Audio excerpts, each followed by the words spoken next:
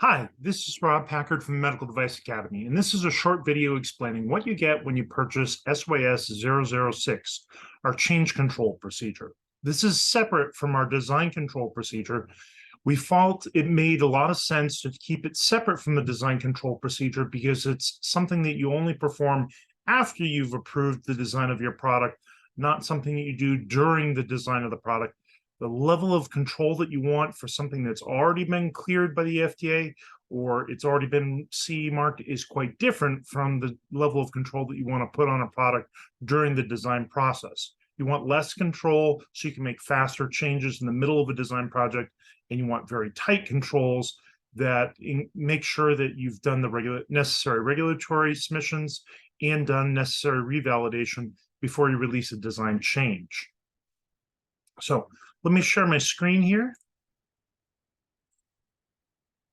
Now, this is the SOP for sales folder that we use for providing all of the procedures that people purchase from our website. And whenever you purchase a procedure, you're going to get access to the folder where that procedure resides. So SYS-006 is where the change control procedure is. And there are 4 different files in here. One of them is the procedure itself, so I'll open up that first.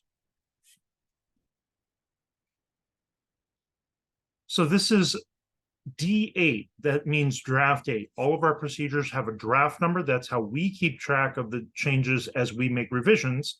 But the first thing you're going to do when you implement it in your quality system is you're going to delete the draft number, just keep the A. And then as you make revisions, it's going to go to revision B, C, D, and so on. You're also going to put the effective date of the procedure right below that. That would be the date you approved it, or in some cases, companies prefer to have it be the date that you actually complete the training. So some companies will give themselves, let's say 15 or 30 days to complete the training, and they'll make that the effective date. Either way is fine. You just need to be consistent with what your document control and training procedures say. The next item is the author. You're going to want to change the author from my name to your name. You're going to want to change the logo to your company's logo. And then wherever in the procedure you see in brackets company name, you're going to want to change that to your company's name. So if you're going to do very little changes and you want to just keep the quality system the way it is, you could just make those minor changes and approve it. But there's one more thing you're going to want to change beforehand, and that's the list of people that the procedure is applicable to.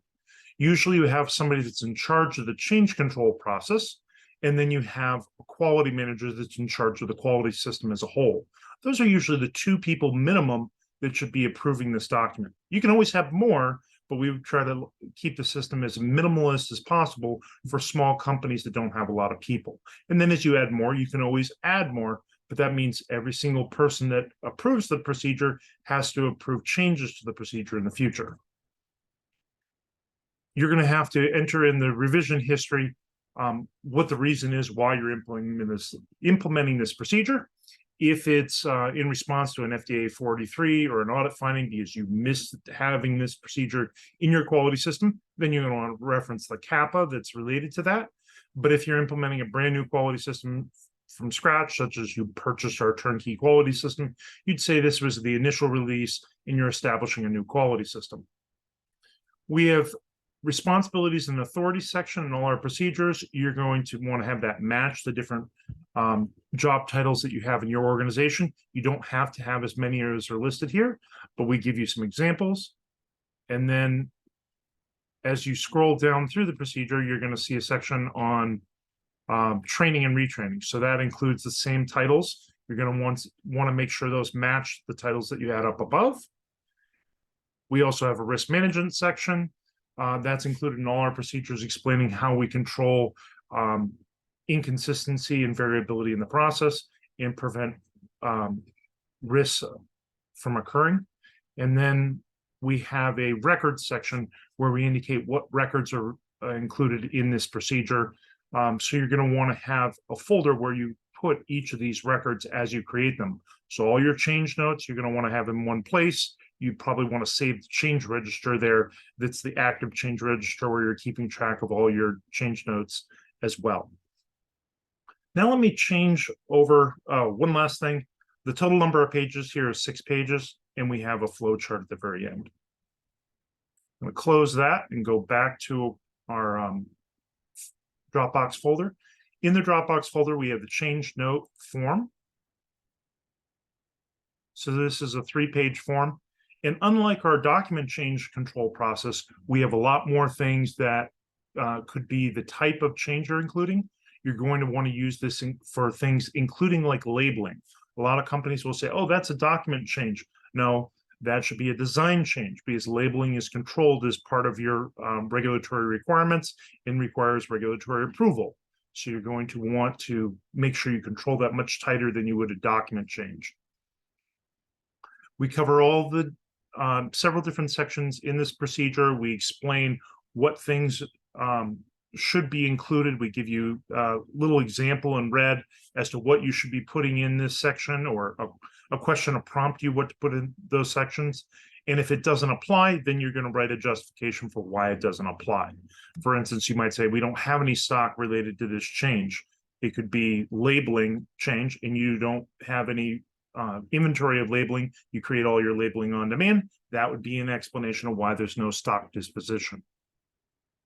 Once you've filled in this form, you're going to approve it.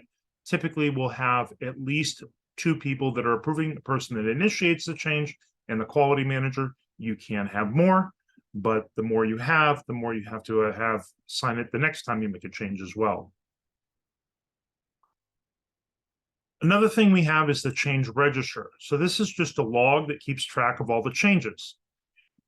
We have this filled in green as an example. You're going to start typically with the year and then a sequential 3-digit number that gives you the next change notice. And then when you get to the end of the year, you're going to update it to 23 for to calendar year 23. So it'd be 23-001 once we get to that stage. Some companies want to have a deviation process. That's not something we recommend. We only recommend doing something like that when you're going to be validating the deviation.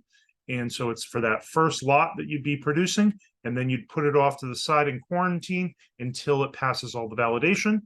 If you want to do that, we provide a deviation register, but this isn't something generally that I'm in favor of, but it is something that some companies really need and want. And then, of course, at the beginning of the log, we always have a tab for the revision history. So as you make changes, you're going to update this revision history log. A lot of people don't notice we have tabs at the bottom, so make sure you're looking at which tab you're on. The last document that's included in here, it's something a lot of companies don't have and they really should have. If you're doing business in the US, you should have a letter to file procedure. And this explains how to document every single change that you make to a device and determine whether it needs a new 510K or not. And this is written exactly in accordance with the 2 guidance documents from the FDA, one for device modifications and one for software modifications. And so if you don't have software, you can delete those sections that are specific to software. And if you are only making a software change and you don't have any hardware, you can delete the questions that are not related to software. If you have both, you want to answer both sets of questions. If the conclusion is you do need to do a 510K, you should not be doing a design change. You should be opening up a new design history file, and you should have it specific to that new 510K. If you're going to do a minor device modification and a 510K isn't required, then this change control process is the right process for you to be using. You can also create a similar form to this for any kind of changes that are made in other countries, such as CE marking.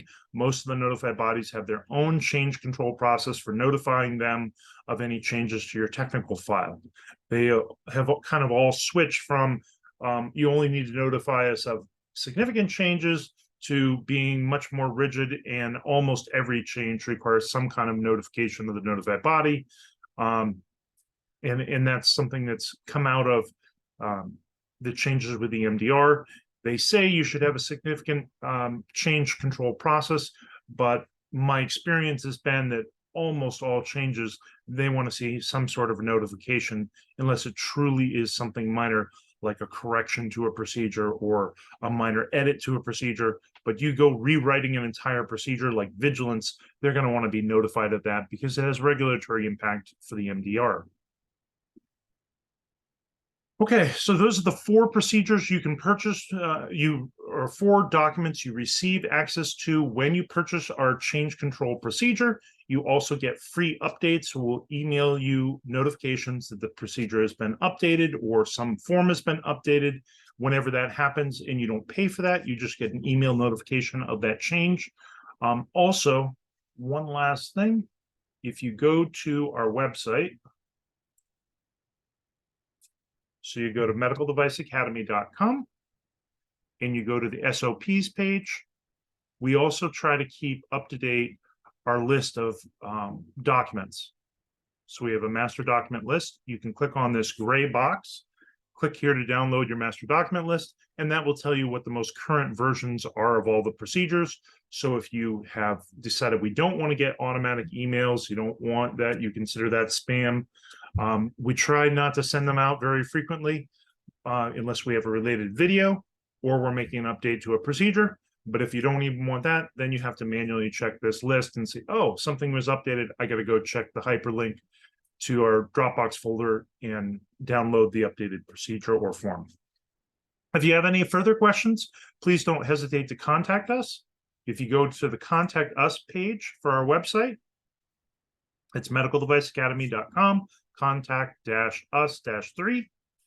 On this page here, I've updated this recently. I have a link for Lindsay Walker, our Director of Sales. You can schedule a calendar link with Lindsay. She can answer any of your questions related to proposals or the turnkey quality system. She can even give you a proposal for the turnkey quality system, and she has access to all our Dropbox folders for the procedures. So if you purchase something and it didn't get downloaded properly or you didn't get the notification because of spam filters, just contact her and she'll be able to help you out. And of course, all my contact information is right below that. I hope that was helpful to you. And if you have any further questions, looking forward to hearing from you soon. Have a nice day. Bye-bye.